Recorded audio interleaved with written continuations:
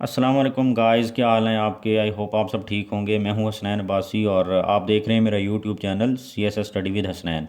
हमने international relations के अंदर इंटरनेशनल रिलेशंस की थ्योरी को स्टार्ट किया हुआ है और लास्ट लेक्चर के अंदर हमने कंस्ट्रक्टिविज़म को डिस्कस किया था और उसके बारे में मैंने आपको बताया था कि व्हाट इज़ कंस्ट्रक्टिविज़म। बेसिकली जो एक कंट्री के एक स्टेट के दूसरे स्टेट या कंट्री के बारे में जो थॉट्स होती हैं, कंसेप्ट्स, आइडियाज़, बिलीफ जो उसने दूसरे के बारे में डेवलप किए हुए हैं उसको हम कंस्ट्रक्ट कहते हैं। और इंटरनेशनल लेवल पे एक कंट्री जब दूसरे कंट्री के बारे में इस तरीके के कंस्ट्रक्ट डेवलप करता है तो हम उसको कंस्ट्रक्टिविज़म कहते हैं। और उसी के रिज़ल्ट में वो कहता है कि ना दुनिया के अंदर ना अनार्की है ना कोऑपरेशन है, सिर्फ एक ही चीज़ है, वो है कंस्ट्रक्ट। अगर पॉजिटिव कंस्ट्रक्ट हैं तो वहाँ पर कोऑपरेशन होगी और अगर नेगेटिव कंस्ट्रक्ट हैं तो वहाँ पर अनार्की होगी।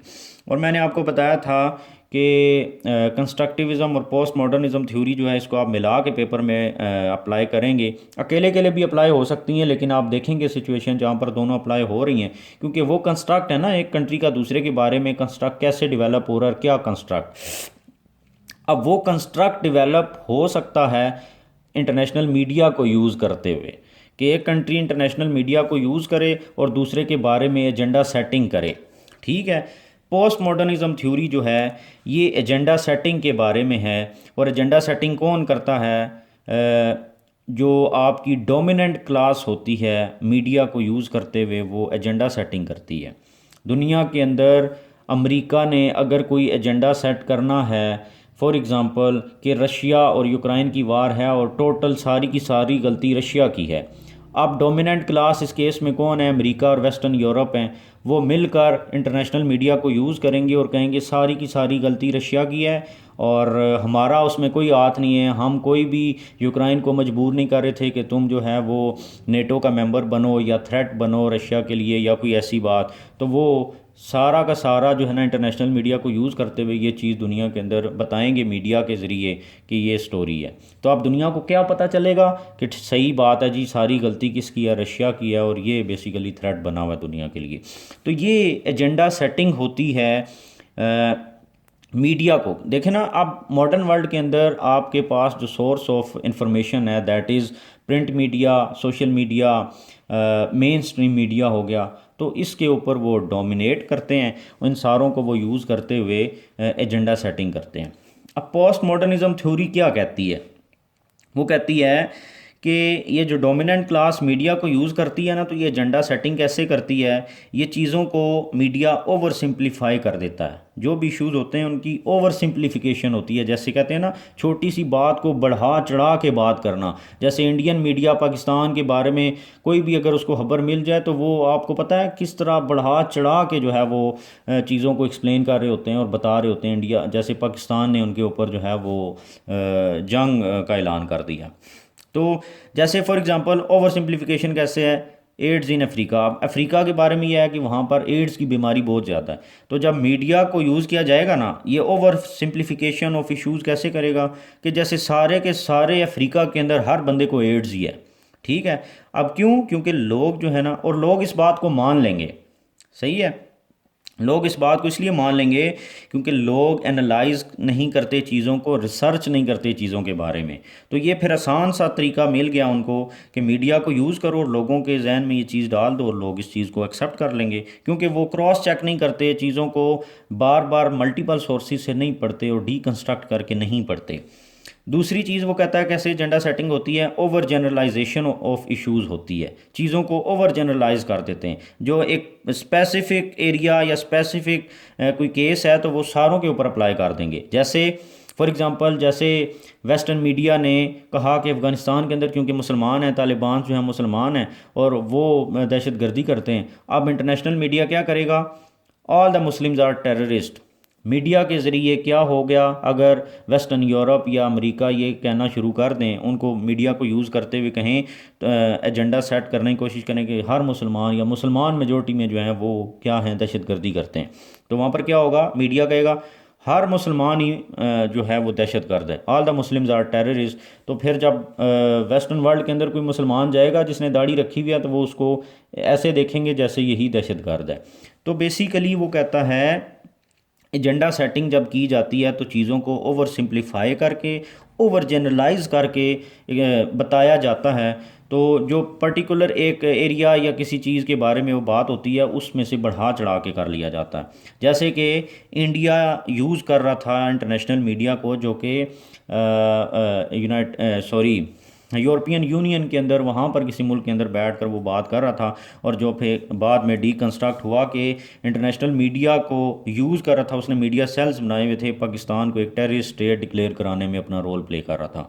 तो ये क्या था कि इंटरनेशनल मीडिया के ऊपर ऐसी खबरें दो कि अफ़गानिस्तान के अंदर पाकिस्तान की जो स्टेट है वो उनकी तालिबान की मदद कर रही थी अमेरिकन के ख़िलाफ़, और बाकी अभी भी जहाँ जहाँ पर भी दहशत गर्द हैं वहाँ पर पाकिस्तानी इन्वॉल्व है। तो क्या है कि इंटरनेशनल मीडिया के ज़रिए एक एजेंडा सेटिंग कर रहा था इंडिया पाकिस्तान के अगेंस्ट। अब इन दोनों को मिला के वो आगे क्या कहता है कि कैसे एजेंडा सेटिंग होती है और फिर उसके बाद क्या होता है। वो कहता है ओवर कैटेगराइजेशन कर दी जाती है चीज़ों की, कि हर इवेंट को ना उसकी कैटेगरी बना दी जाती है कि ये क्या है, ये ए है, ये बी है, ये सी है। तो अब जब ओवर कैटेगराइजेशन होती है तो होता ये है कि रियलिटीज़ या इश्यूज़ जो होते हैं ना वो डेवलप किए जाते हैं मीडिया के ज़रिए। बेसिकली जो भी इशू आप डेवलप करते हैं, चाहे वो उसकी बेस हो ही ना, फैक्चुअल कोई इन्फॉर्मेशन हो ही ना उसके बारे में, लेकिन मीडिया को यूज़ करके वो एक इशू बना दिया जाता है। तो वो कहता है कि अगर आपने इस ओवर जनरलाइजेशन और ओवर सिंप्लीफिकेशन से बचना है, जो मीडिया खबर दे रहा है आप उसकी रियलिटी तक पहुंचना चाहते हैं, तो क्या करना है। People want to use international relations for public betterment, तो उन्होंने करना क्या है, उन्होंने फिर ये करना है कि लिटरेचर को रेक्टिफाई करना है। उसके बारे में दो थीसिस हैं कि नंबर वन ये कि जो भी चीज़ मीडिया पर आ रही है, नंबर वन उसको आप डीकंस्ट्रक्ट करें, नंबर टू उसको आप डबल रीड करें। ठीक है, ये जो लोग हैं जो मीडिया को देखते हैं या पढ़ते हैं या सुनते हैं, तो उनके लिए वो कहता है एक तो वो ये करें कि उसको डीकंस्ट्रक्ट करें उस खबर को जो मीडिया पर चली, दूसरी ये उसको डबल रीड करें। अगर आपने किसी एक जगह से खबर पढ़ी तो अब आप मल्टीपल सोर्सेज से उसको पढ़ें, क्या वहाँ पर भी यही खबर है।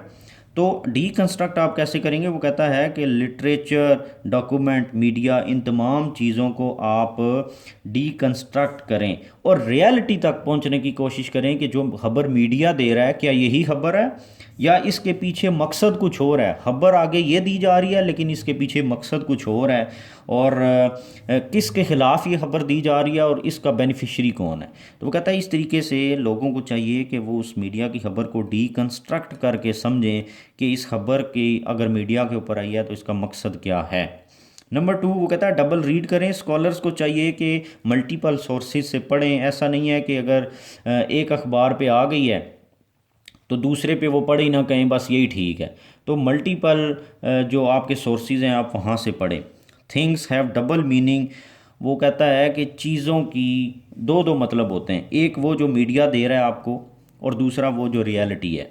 तो अब आपने डबल रीड करेंगे तो तब आप रियलिटी तक पहुंचेंगे कि इसने ये खबर दी है, इसने ये दी है, इसने ये दी है, तो असल खबर है क्या बेसिकली। फिर आपके पास जब इन्फॉर्मेशन आएगी तो आप असल खबर तक पहुंचेंगे। तो क्या वो जो मीडिया दे रहा है वो असली खबर है या असली खबर कुछ और है और आगे मीडिया कुछ और खबर दे रहा है। तो इस वजह से वो कह रहा है कि उन खबरों के दो दो मीनिंग होंगे, एक रियलिटी होगी और एक जो है वो खबर होगी जो फेक खबर या फेक मीनिंग जो मीडिया देने की कोशिश कर रहा है दुनिया को। तो इस तरीके से वो कहता है कि पोस्ट मॉडर्निज़म सिंपल सी चीज़ है। पोस्ट मॉडर्निज़म जब भी बात आएगी तो आप समझेंगे कि एजेंडा सेटिंग के लिए जो डोमिनेंट क्लास है वो मीडिया को यूज़ करती है और जो उनका दिल करता है मीडिया के ज़रिए वो कंस्ट्रक्ट डेवलप करा देते हैं दुनिया के अंदर। समझ आ गई? बड़ा आसान सा है। और उसमें दो तीन चीज़ें, ओवर सिंप्लीफिकेशन कर दी जाती है इश्यूज़ का की, और ओवर जनरलाइज कर दिया जाता है और ओवर कैटेगराइज करा दिया जाता है इन चीज़ों को। तो फिर वो कहता है पोस्ट मॉडर्निज़म थ्योरी के अंदर कहता है कि अगर आपने इन चीज़ों से बचना है तो क्या करना है, आपने एक तो डीकंस्ट्रक्ट करना है खबरों को और दूसरा ये कि आपने डबल रीड करना है। और फिर आप क्या होगा, रियलिटी तक पहुंचेंगे और आपको पता चलेगा कि असल में खबर थी क्या।